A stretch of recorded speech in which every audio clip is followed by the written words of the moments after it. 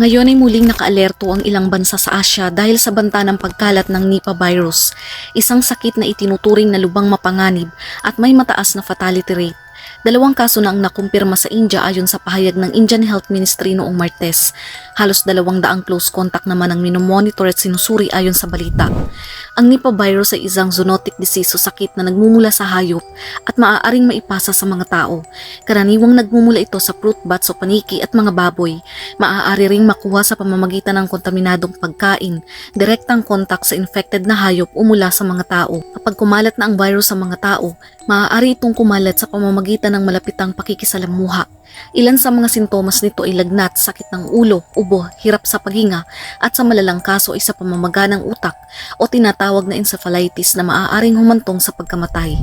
Para sa mga hindi pa nakakaalam, ito ay hindi na bago dahil natuklasan ang Nipah virus sa Malaysia noong 1999. Noong panahong iyon, maraming tagapag-alaga ng baboy ang nahawaan at mahigit 100 katao ang namatay dahil dito.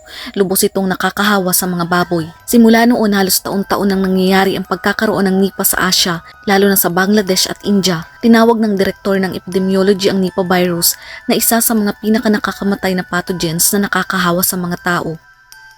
Ito ay itinuturing na mas malala pa sa COVID-19 dahil wala pang gamot o anumang bakuna para sa virus na ito.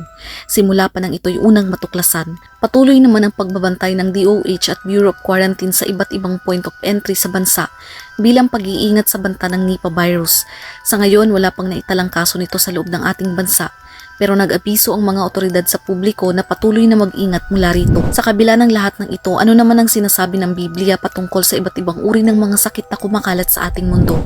Una, malinaw na ipinapahiwatig ng mga propesiya na ang mga darating na panahon ay makikita ng mundo ang malalaking paglaganap ng sakit kasama na sa maraming kilalang mga bansa sa kanluran.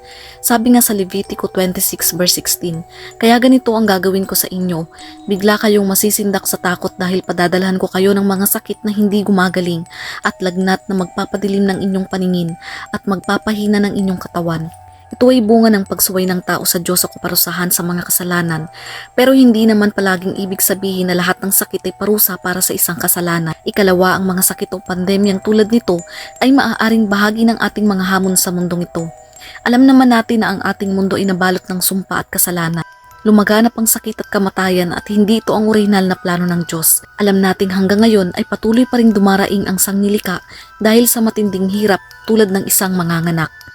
Sinasabi rin naman na ang paglaganap ng mga sakit at pandemyang ito ay bahagi ng mga huling araw. Ang mga darating na araw ay magkakaroon ng mga pagkahawa at sakit na magaganap bago bumalik ang ating Panginoong Hesukristo upang baguhin ang mga bagay.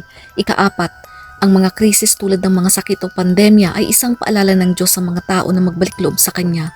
Ipinapaalala niya sa sangkatauhan na siya ang may kapangyarihan at kontrol ng lahat ng bagay.